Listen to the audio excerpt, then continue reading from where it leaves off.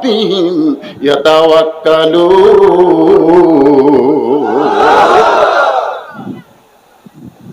একটু মনোযোগ দিয়ে শুনবেন। হুসাইন রাদিয়াল্লাহকে হত্যা করার পরে তার মাথাটা নিয়ে গেছে দামেস্কে ইয়াজিদের দরবারে। এরকম একটা গামলার ভিতর করে, কার ভিতর? ইয়াজিদ তখন ক্ষমতার চেয়ারে বসে আছেন। হুসাইন রাদিয়াল্লাহর মস্তক মুবারক ইয়াজিদের সামনে যখন দেওয়া হয়, ইয়াজিদের হাতে একটা লাঠি ছিল, ওই লাঠিটা হুসাইন রাদিয়াল্লাহর মুখের মধ্যে ঢুকাইয়া দিল। দেহ পড়ে আছে কারবালায়। ধরে কোন দেহ কোথায়? আফসোস করে লাভ নাই, শোনা লাগবে। 50 বছর কোরআনের হক তাফসীর করে বিনা অপরাধে আল্লাহর ওলিকে জেলখানায় বন্দী করলো। আমরা সমস্ত আলেম যখন তার হেফাজতের দোয়া করি, জেলখানার মধ্যে আল্লাহ তার চেহারাকে এত সুন্দর করে দিল, বাতিল সরকার বাধ্য হয়ে জেলখানাতে বের করে হাসপাতালে নিয়ে গিয়া ইনজেকশন পুশ করে তার দুনিয়া থেকে বিদায় করে দিল। আল্লাহর বান্দারা শোনেন, বাংলাদেশের ময়না পাখিগুলোকে ধরে ধরে খাঁচায় বন্দি করে, আর কাউয়ার মতন কাউয়াকে এরা বাহিরে থাকার অবকাশ দিয়ে দেয়। ধরে কোন কথা ঠিক কি না? আমার সোনার ময়না পাখি। আফসোস করে লাভ আছে। ইতিহাস, ইতিহাস ক্ষমতার চেয়ারে বসে লাঠি হুসাইন রাদিয়াল্লাহর মুখের মধ্যে ঢুকে দিছে। দেহ পড়ে আছে কারবালায়, মাথাটা নিয়ে গেছে। সেই মাথাটাকেও অসম্মান করার জন্য মুখের মধ্যে লাঠি ঢুকায় বলে, হুসাইন তুই শেষ। জিদ করে নানার ইসলাম প্রতিষ্ঠা করবি, আজকে ইয়াজিদ আমি বহাল তবিয়তে, তুই শেষ হয়ে গেছিস। ইয়াজিদের সামনে যতগুলো মুসলমান ছিল সবাই মাথা নিচু করে বসে আছে, কারণ লোকমা দিলি তাকে শেষ করে দিবে। একজনও মাথা তোলে না। আবু সাইদ চিন্তা করে, কেউ তখন মাথা তুলতেছে না। সবাই যখন বাতিলের ভয়ে আল্লাহর ভয় ভুলেই গেছে, ঠিক ওই সময় শুধু মাথাই তুললেন না, দুই হাত প্রসারিত করলেন, মার মার। এরকম জুলুমের অন্ধকারে বেঁচে থাকার কোন লাভ নাই। ইমানের সাথে জীবন দিয়া আল্লাহর নূরানি ইমানের আলোতে আমি যাবার চাই। ধরে কোন কথা ঠিক? আবু সাইদের দেখানো পথে 1500 ছাত্র জনতা জীবন দিল। এত বছর আমাদের এত দল ছিলাম, স্বৈরাচারের কিছুই করতে পারি নাই। আল্লাহ কয় রক্ত পড়েছে জমিনে, অস্ত্রের ভয় দেখেও আমার ইমানদারেরা আর লড়বে না। একজন পুলিশের আইজিপি স্বরাষ্ট্রমন্ত্রীকে বলতেছে, কি করব স্যার? সমানে গুলি করবেন। লাভ নাই, লাভ নাই তো। গুলি করি যেটা মরে, ওই জায়গা ফাঁকা হলে আর একজন দাঁড়ায়, আর একজন দাঁড়ায়। কেউ বাবারে মারল রে, এই কথা বলে কেউ পালায় না। তাহলে আমরা কি করব? যখন বুঝতে পেরেছে বাতিলের সঙ্গে আপোষ করে বাঁচার চাইতে ইমানের সাথে জীবন দেওয়া অনেক ভালো। ধরে কোন কথা ঠিক? সবাই মাথা নিচু করে আছে ইয়াজিদের কাছে। আপনারা বলেন, আসরের ফরজ নামাজ কয় রাকাত? 3 রাকাতে যদি কেউ বসে, বসা লাগবে 2 রাকাতে না 4 রাকাতে, কিন্তু বসে গেছে 3 রাকাতে। এখন আপনারা যদি মনে করেন ইমাম সাহেব টাইটেল পাস, দাওরা পাস, এতদিন 4 রাকাত পড়াছে, আজকে 3 রাকাত পড়াছে, আমরাও পড়বো। আপনার কোন নামাজ হবে? জোরে কোন নামাজ হবে? সবাই যখন বসে আছে, শেষ কাতারে একজন মুসল্লি ভ্যান চলায়, অটো ভ্যান চলায়, ওই এখন বলছে আল্লাহু আকবার, আল্লাহু আকবার। মানে লোক মা দিছে, 3 রাকাতে বসা যাবি না তো। হুজুর আপনি বসলেন কেন? আল্লাহু আকবার, দাঁড়ান। ইমাম সাহেব বলতেছে মনে মনে যে আমি স্বৈরাচারী হচ্ছি, ভোট ছাড়াই ক্ষমতা থাকবার চাই। জোরে কোন কথা ঠিক কিনা? ওই আল্লাহু আকবার শব্দ শুনে সব মুসল্লি খাড়া হয়েছে, কিন্তু ইমাম দাঁড়ায় না। এখন আপনাদের কাছে আমার মন জানতে চায়, সমস্ত মুসল্লি কি ইমামের পক্ষে থাকবে না ভ্যানালার পক্ষে যাবে? কেন যাবে? কারণ ভ্যানালা যেটা করতেছে সেটা নিজের কাজ না, নেতা ভুল করলে তাকে লোকমা দিয়ে সাইজ করা হলো ইমানের দায়িত্ব, ধরে কোন ঠিক কিনা? কিন্তু কেউ সাইজ করে না, সবাই মাথা নিচু করে। তার মানে বোঝা গেল ইয়াজিদ যা করবে তাই, বাধা দেওয়ার কেউ। এমন সময় 80 বছর একজন বুড়া সাহাবী, 80 বছর একজন বৃদ্ধ মাজায় লাঠি ভর দিয়ে দাঁড়ায় গেছে। লাঠি ভর দিয়ে দাঁড়ায় বলতেছে, ইয়াজিদ, তুমি যার মুখের মধ্যে লাঠি ঢুকাইছো তারে তুমি চিনো? সুবহানাল্লাহ বলেন। ইয়াজিদ, যার মুখে লাঠি ঢুকায় তুমি তিরস্কার করতেছো তাকে তুমি চিনো? যদি তুমি চিনতে পারো তাহলে এরকম বেয়াদবি কথা তুমি বলতা না।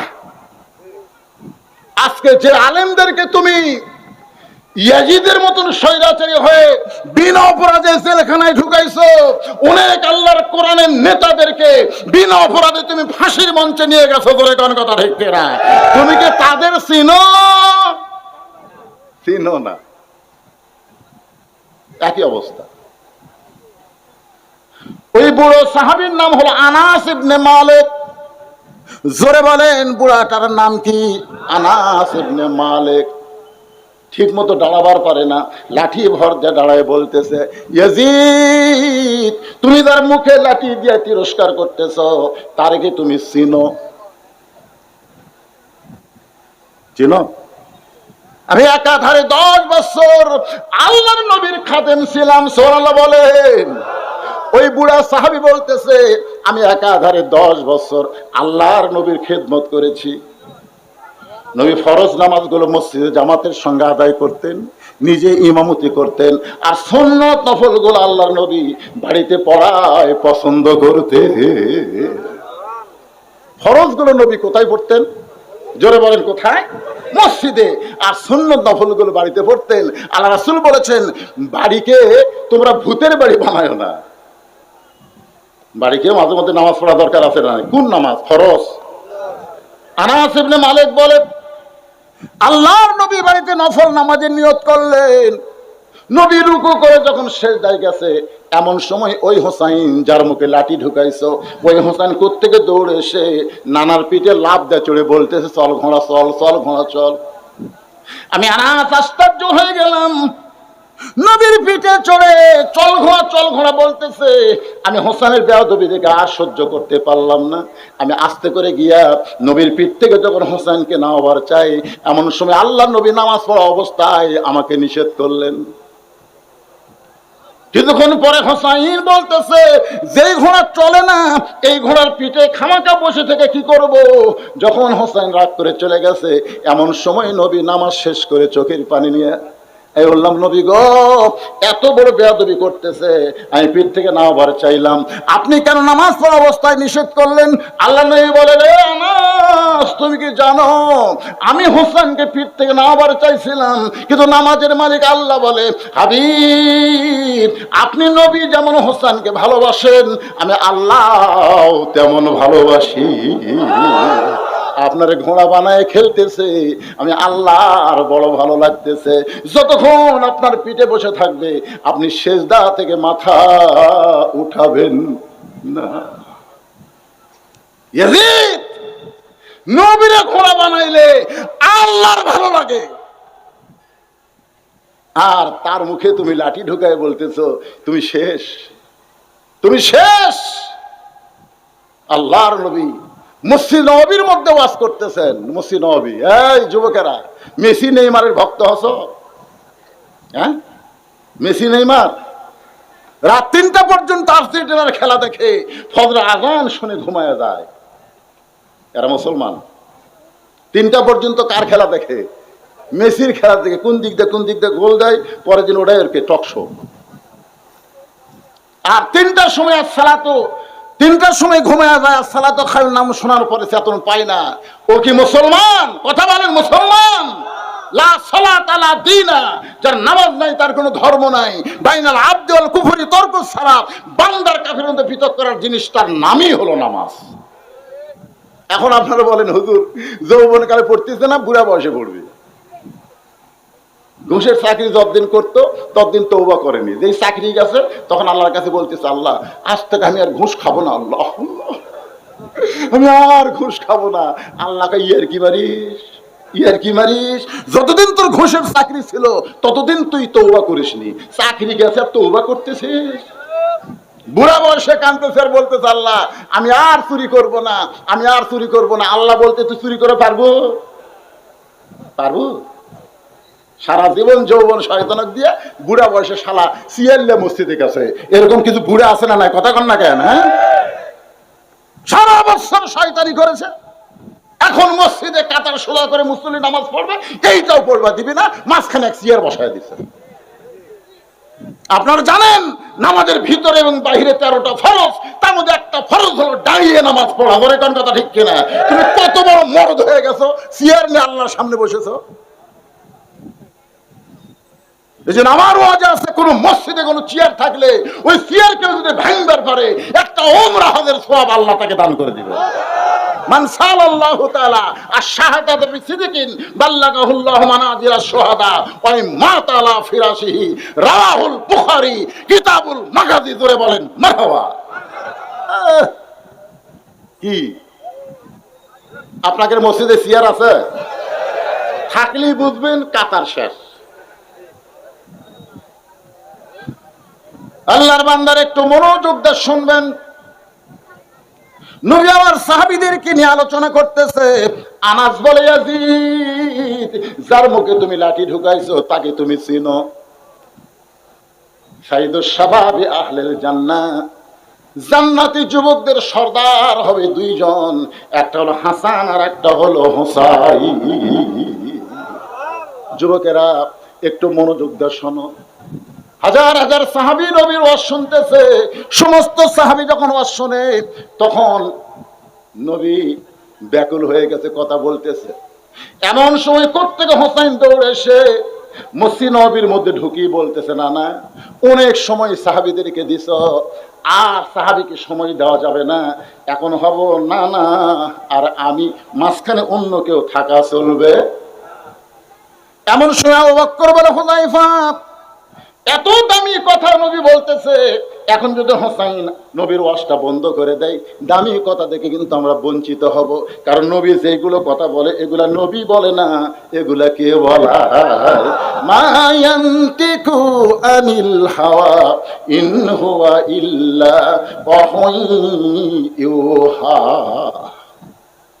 আল্লাহু আকবার। আমি কি কোরআনে আয়াত তেলাওয়াত করলাম না? হ্যাঁ, আপনার কিছুই দেখল না।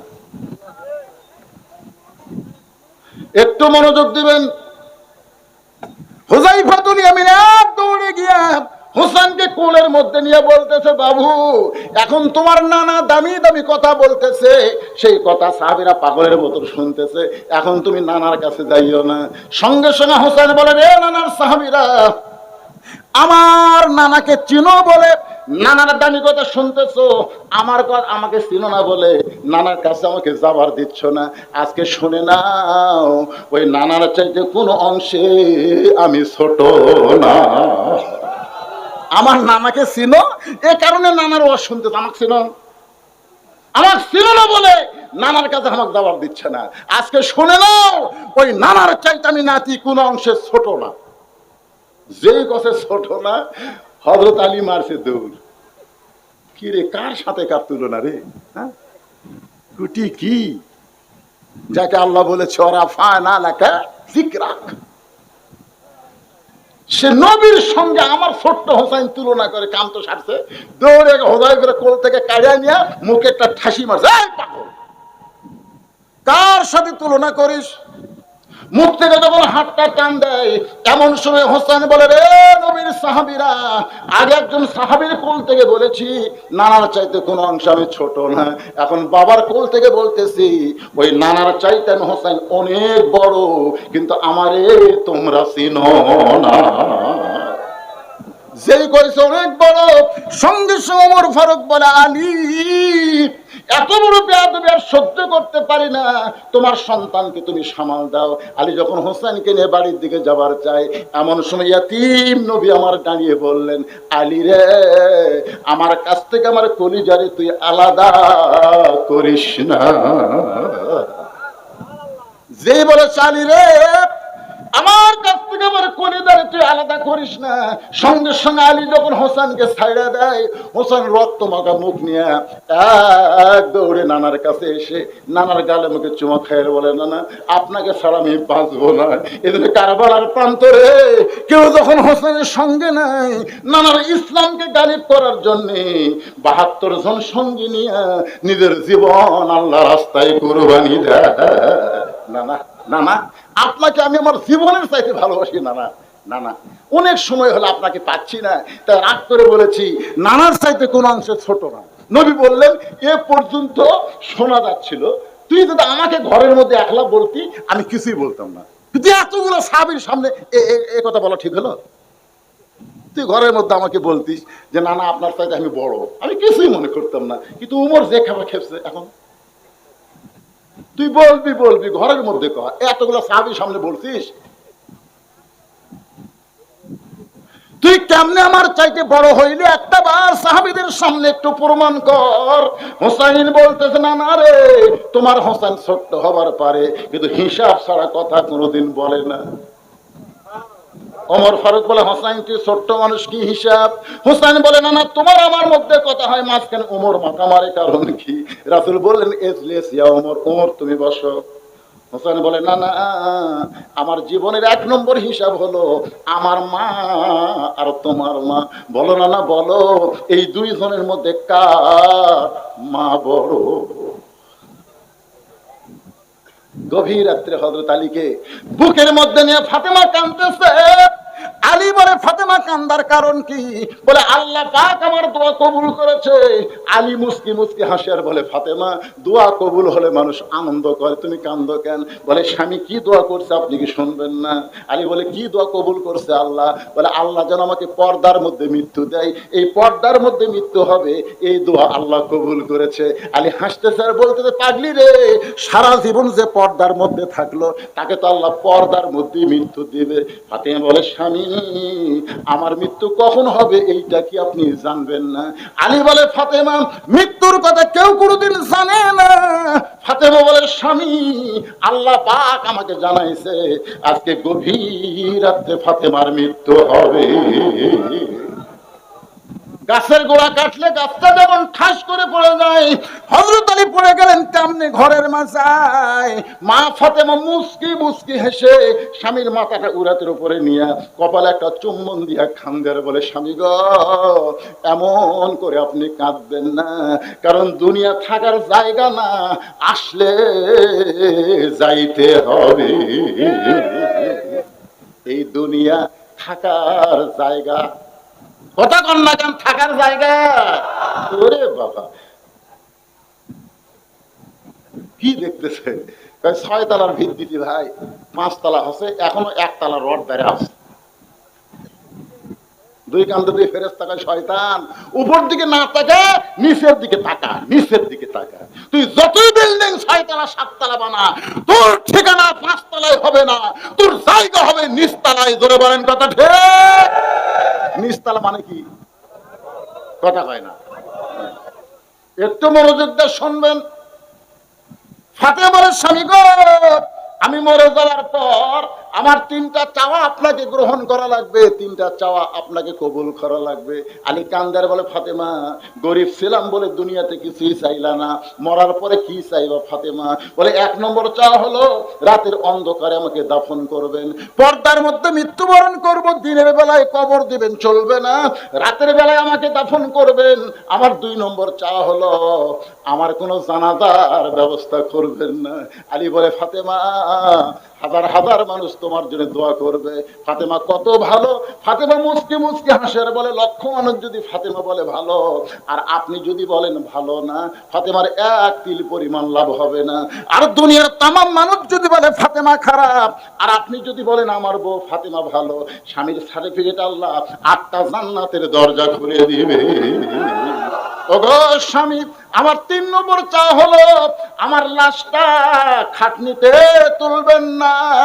কারণ একজন মেয়ের পর্দা কবর দেওয়া পর্যন্ত, মাটি দেওয়া পর্যন্ত, লাশটা খাটনিতে যখন তুলবেন 4 জন পুরুষ মানুষ ফাতেমার লাশ কাঁধে নিবে। এমন পুরুষ আমি ফাতেমা খুঁজে পাইলাম না। আমার বাবা যদি দুনিয়াতে থাকতো, মরা মেয়ের লাশের খাটনি বাবা কাঁধে নিবার পারতো। কিন্তু 6 মাস আগে আমার বাবা আমাকে ছেড়ে চলে গেছে। আমার হাসান হোসেন এত ছোট, মায়ের খাটনি কাঁধে নিবার পারবে না। তাই বাধ্য হয়ে আপনি একা জান্নাতুল বাকির পূর্ব কোণায় সবুজ রঙের একটা বাতি জ্বলতেছে, ওই বাতি বরাবর আমাকে দাফন করে দিবে। দাদান রে, একটু মনোযোগ দিবেন। আপনি যদি আমার কবর খুঁড়তে না পারেন, আপনার বন্ধু কেউ থাকলে তারে বলবেন কবর খুঁড়ে দিতে। আলীর বন্ধু আবু যর গিফারি কবর খুঁড়তে খুঁড়তে কবর থেকে যখন পালায় যায়, ফাতেমার লাশটা কবরে নিয়ে গিয়ে দাফন করার পরে আলী মাটি দিয়ে আল্লাহর কাছে বলতেছে, আল্লাহ আমার ফাতেমা রে তুমি কবুল করে নাও। এই দোয়া করার পরে হযরত আলী তাকায় দেখে সামনে 5-6টা পুরাতন কবর দেখা যায়। এই মাত্র ফাতেমার কবর দিল, সেই নতুন কবর আর দেখার উপায় নাই। গোটা জান্নাতুল বাকি দৌড়ায় আর বলে, ফাতেমার কবর, আমার ফাতেমার কবর নিজের হাতে দিলাম, সেই কবর কোন জায়গায়?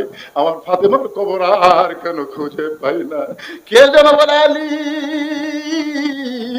ফাতেমা পর্দা নিশি, আমি আল্লাহ জোহরা ডিগ্রি দিয়া ফাতেমার কবরটাকে কিয়ামত পর্যন্ত পর্দা করে দিয়েছি। নবী কান্দের বলে, হোসেন রে আমার মা আমিনা জান্নাত পাবে কি পাবে না সেই গ্যারান্টি আমি দিবার পারবো না। আর হোসেনের মা ফাতেমা শুধু জান্নাত পাবে না, জান্নাতি নারীদের নেত্রী হবে। আমার মায়ের চাইতে হোসেনের মা ফাতেমা আল্লাহর কাছে কোটি কোটি গুণ বড়। হোসেন বলে, না না, আচ্ছা ঠিক আছে, মায়ের দিক দিয়ে তো আমি বড় হলাম, তো বাপের দিক দিয়ে? নবী চমকে উঠছে। এইরকম হিসাব আমার কাছে কেউ চাবে, নবী কল্পনাই করেনি। সোনাল বলেন না কেন, এটা কি জাতা হিসাব? এখন বলেন কার বাপ বড়, আমার বাপ বড় না আপনার বাপ বড়? আপনারা বলেন তো, আল্লাহ নবীর বাপের নাম কি? আব্দুল্লাহ। ধরে বলেন নাম কি? জান্নাত পাওয়ার কোন গ্যারান্টি। আর হোসেনের বাপের নাম কি? জান্নাত পাওয়ার গ্যারান্টি কে দিছে? আরো জোরে। এই দুনিয়াতে সমস্ত সাহাবীরাই জান্নাত যাবে, কোন সাহাবীরা জাহান্নামী হবে এইটা বলার শক্তি আমাদের নাই।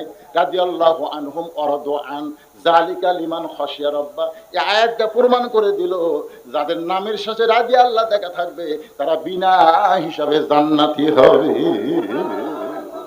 এই জন্য সাহাবী নিয়ে কোনো সমালোচনা করা যাবে, সবাই জান্নাতি। কিন্তু 10টার নাম আশারে মুবাশশারা, 10 জন, তার মধ্যে 4 নম্বরে কার নাম? এই ছেড়ে ফেলে কথা কও না কেন রে বা? এইগুলো নম্বর জানুন আপনারা? 1 নম্বর আবু বকর, 2 নম্বর ওমর, 3 নম্বর ওসমান, 4 নম্বর আল্লাহ রাসূল বললেন নম্বরের দিক দিয়ে আলী 4 নম্বর হতে পারে, কিন্তু আমার 4 জন সাহাবী 1 নম্বর।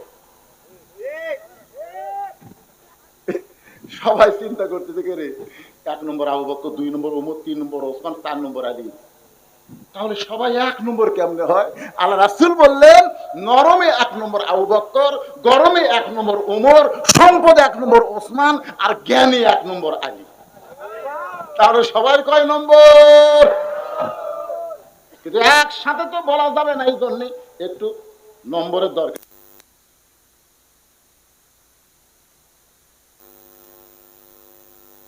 3 নম্বর 4 নম্বর আলী।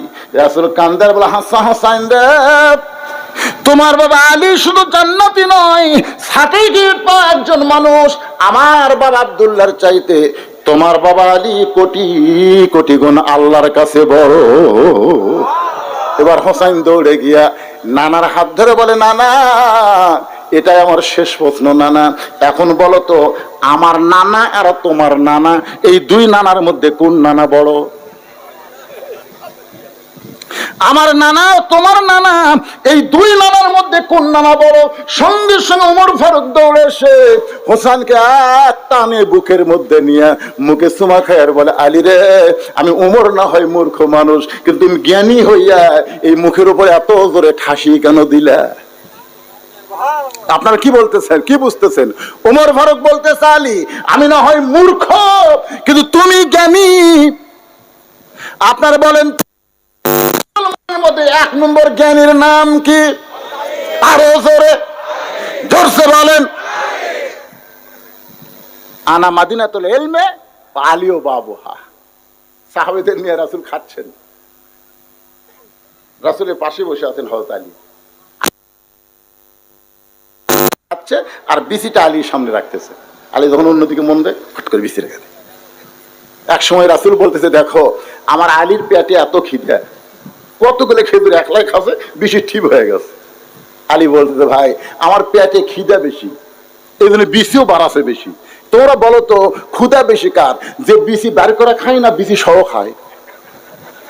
সবাই বলতেছে ক্ষুধা তারই বেশি যে বিসি সহ খায়। নবীর সামনে তাকায় দেখো একটাও বিসি নাই। এখন বলো ক্ষুধা কার বেশি?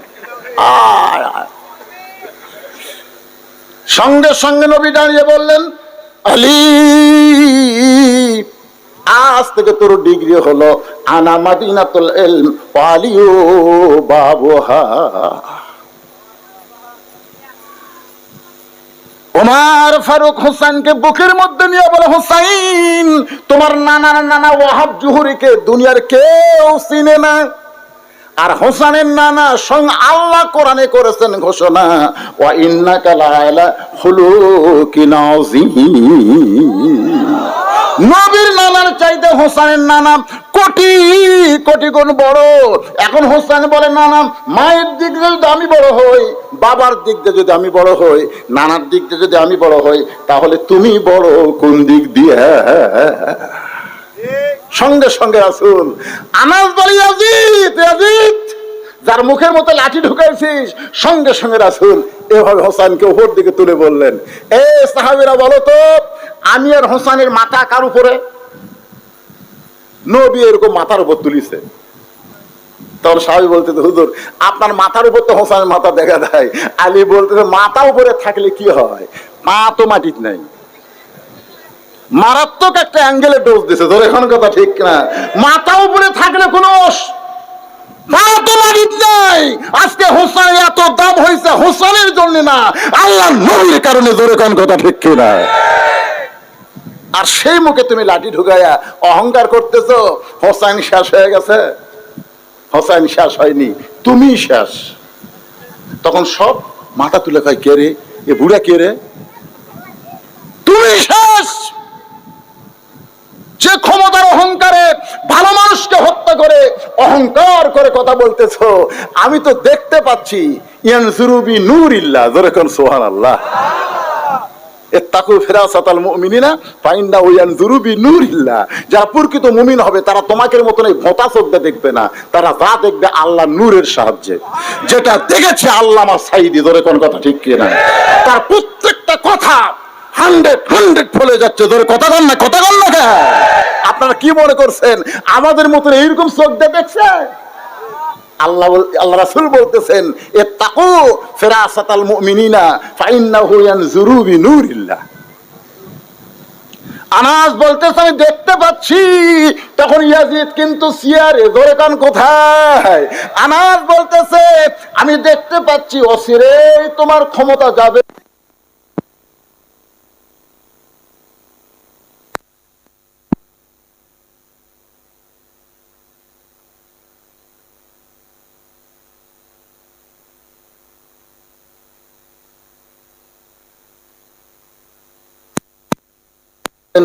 ইয়াজিদ নামের কোন মানুষ আপনারা পাবেন? আমার এলাকার এক আকাশ মহন্ত, তার এক বেটা হচ্ছে। আমার কয় মামা, মামা করে কয়, একটু দোয়া করে দেন তো। আমি বললাম, দোয়া লাগবে না, একটা ভালো নাম কই। বলে, কি নাম মামা? বলে, তোমার সন্তান নাম ইয়াজিদ থো। হফ করে আমার কোল থেকে কাড়ে লাগাই, মামা কি মনে করতেছে হিন্দু হবার পারি, তাই বলে অভিশপ্ত ইয়াজিদ আমার সন্তানের নাম রাখবো?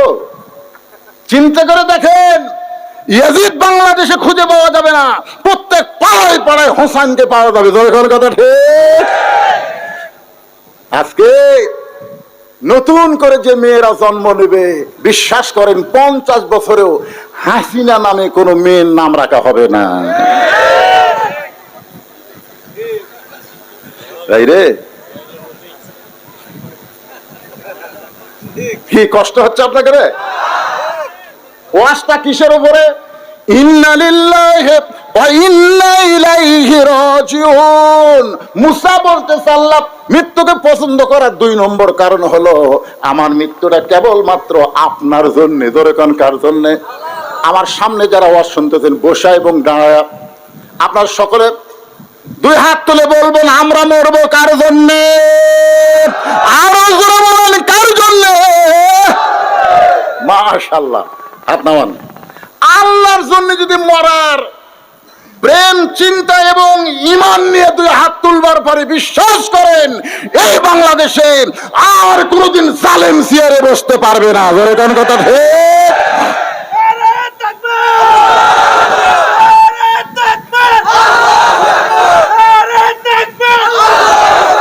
আপনারা বলেন বাংলাদেশের মসজিদগুলো কার দখলে আছে? কোন জালেমের দখলে না আলেমের দখলে? কথা কন না কেন? আমার এলাকার হাফিজ সাহেব বলছে হুজুর আজকে আমার জীবন সার্থক। আমি বললাম কেমনে ভাই? আজকে এমপি সাহেব আমার পাশে নামাজ পড়ছে হুজুর। 6 মাস হলো আমার বেতন বাকি, অসুবিধা নাই, এমপি হুজুর আমার পাশে। একটা লোক করলো না এমপি আপনি সামনে যান, আপনি আমাদের নেতা সামনে যান, কারণ সমস্ত চামচারাই জানে আমাদের এমপি ঠিক মতো আল্লাহ আকবারই কবার পারে না। জোরে কোন কথা ঠিক? হ্যাঁ, কি যে বিপদে ছিলাম ভাই এই 15টা বছর। আয় বিজ্ঞাপন পড়তে পড়তে কাম সারা। একটা লুচ্চা, একটা মদখোর, একটা জিনাখোরের নাম বিজ্ঞাপনের প্রথম। জোরে কোন কথা ঠিক কিনা? লুচ্চা। আমি গুরুদাসপুরে এক মাহফিলে দেখেছি, সমস্ত কথা আমার রেকর্ড হচ্ছে। নেতা মদ খাতে খাতে টেজে আসছে, মদ খাতে খাতে। কে যেন করেছে বলেছে রাজাকার, মদ খাই যাচ্ছে টেজে।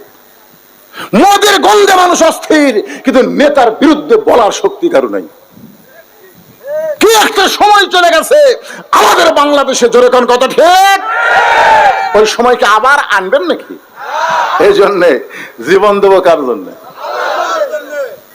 আল্লাহ বলে মুসা মৃত্যুকে পছন্দ করার 3 নম্বর কারণ কি?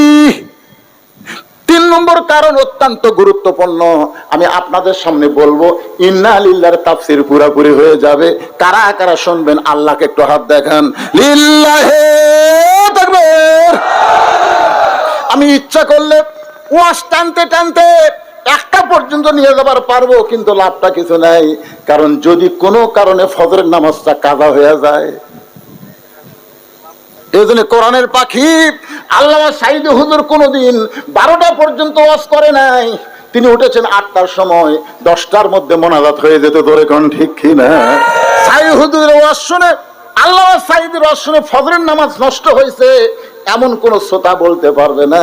কিন্তু আমাদের মতন এই তেল তেলা বক্তার ওয়াজ শুনে বাড়ি যায়, কখন মুয়াজ্জিন আযান দেয়। আমার এলাকার এক মুয়াজ্জিন ওয়াজ শুনবার গেছিল, ওয়াজ শুনে আসে এমন ঘুমাতে ভাই, আযানের সময় মুয়াজ্জিনই চেতন পাই নাই। যারা ওয়াজ শুনবার যায়নি তারা সব মসজিদে গেছে। তারা মসজিদে গেছে, কে রে মুয়াজ্জিন আসেনি কেন? মানে ওরকে প্রতিদিন উঠে উঠে একটা অভ্যাস হয়ে গেছে, আযান আর লাগে না, আযান ছাড়াই আর চেতন পাই। উঠে মসজিদে যায় দেখে মুয়াজ্জিনই নাই। আমরা চেতন পেলাম, মুয়াজ্জিন পাই না কেন? সব আস্তে আস্তে মুয়াজ্জিনের বাড়িতে গেছে। মুয়াজ্জিন সাহেব, মুয়াজ্জিন সাহেব। মুয়াজ্জিন বের হয়েছে করে বলতেছে কি ভাই? বলে আযান যে হয় নাই, তো ওয়াজ শুনবার গেছিলাম। ওরা বলতেছে আমরা যাইনি, চেতন পাচ্ছি, আর তুই যাই চেতন পাসনি কি? মুসা আলাইহিস সালাম মৃত্যুকে পছন্দ করার 3 নম্বর কারণ অত্যন্ত গুরুত্বপূর্ণ কারণ, আমাদের সকলের শুনতেই হবে। 2টা শুনেছি। 1 নম্বর কারণ হলো না মরলে জান্নাতে যাওয়া। বিশ্বাস করেন আপনারা? না মরলে জান্নাতে যাওয়া যাবে? লাইলাতুল মেরাজে নবী আমাদের ইমামতি করছিলেন বাইতুল মুকাদ্দাসে, যে বাইতুল মুকাদ্দাস এখন ইসরায়েলের ইহুদিরা দখল করার পায়তারা করতেছে। জোরে কোন কথা ঠিক কিনা? আপনার বাইতুল মুকাদ্দাস বোঝেন? যে বাইতুল মুকাদ্দাসে আমাদের নবী হয়েছিল ইমাম, আর সমস্ত নবী রাসূল হয়েছিল মুসল্লি। সেই বাইতুল মুকাদ্দাস মসজিদ হিসেবে আল্লাহ কোরআনে ঘোষণা করেছে, অথচ ইহুদির বাচ্চারা সেই বাইতুল মুকাদ্দাস দখল করতে চায়।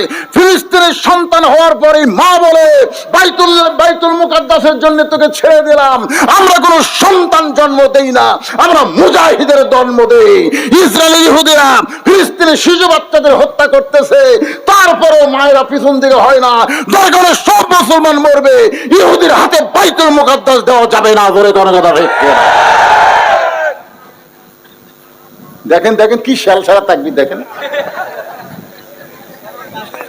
এই তাকবীর দিবার তোমাকে কে কছে রে? এই তাকবীর শুনে ওরা বলবে হুজুর যত ওয়াজ করুক কাম হবে না। মৃত্যুকে পছন্দ করার 3 নম্বর কারণ বলার আগে আমি আপনাদের সামনে একটা গান গাবো। যদি ফুলগুলো হয় অভিমানী ঝরে যায়, আমি মালা গেথে বলো কারে পরাবো, সে যে কেন এলো না কিছু ভালো লাগে না, আসল জায়গায় আসো মজা দেখাও। আসল জায়গা বোঝেন? নাম কি?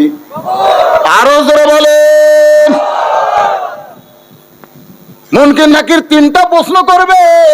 ইমাম গাজ্জালী রহমাতুল্লাহ আলাইহি ইহয়া উলুমুদ্দিন কিতাবের মধ্যে লিখছে, নামাজ নিয়ে যারা কবরে গেছে, ফজর নামাজ পড়ছে, যোহর নামাজ আদায় করার আগে মৃত্যু হয়ে গেছে, অসুস্থ হয়ে যদি 2-1 ওয়াক্ত কাজা হয় সেটা ধরার মধ্যে না, কিন্তু নামাজ পড়া অবস্থায় দুনিয়া থেকে বিদায় হয়ে গেছে। মুনকির নাকির এসে বলতেছে, মান রব্বুকা, তোমার রবকে? ওই মৃত্যু মুমিনকে আল্লাহ ঘুম ভাঙাবে না, তার পক্ষে নামাজকে দাঁড় করায় দিবে। নামাজ চিল্লায় বলবে, রে মুনকির নাকির, কাকে রব সম্পর্কে প্রশ্ন করতেছো? এই মুসলমান সারা জীবনে কত ওয়াক্ত নামাজ পড়েছে তোমরা কি জানো? মুনকির নাকির বলবে, আমরা তো হিসাব জানি না। তাহলে মান রব্বুকা প্রশ্ন করতেছো? যে লোকটা মসজিদের মধ্যে ঢুকেই নিয়ত করার পরে বলে আলহামদুলিল্লাহি রাব্বিল আলামিন, যে লোকটা রুকুতে গিয়ে বলে সুবহান রাব্বিল আযীম, যে লোকটা সিজদায় গিয়ে বলে সুবহান রাব্বিল আলা, দুনিয়াতে এতবার রব রব করে দুনিয়া থেকে কবরে আইছে, আরামের ঘুম পাড়তেছে, আর মান রব্বুকা প্রশ্ন করে তার ঘুমটা কেন ভাঙাও? মুনকির নাকির বলে, আল্লাহ তোমার বান্দাকে মান রব্বুকা প্রশ্ন করার সঙ্গে সঙ্গে নামাজ যেখানটা খেপছে, আমরা এখন কি করব আল্লাহ? আল্লাহ কয়, মুনকির নাকির সাক্ষী থাক, যে নামাজ নিয়ে কবরে আইছে তার 1 নম্বর উত্তর হয়ে গেছে। আপনারা বলেন, আমাদের বাংলাদেশে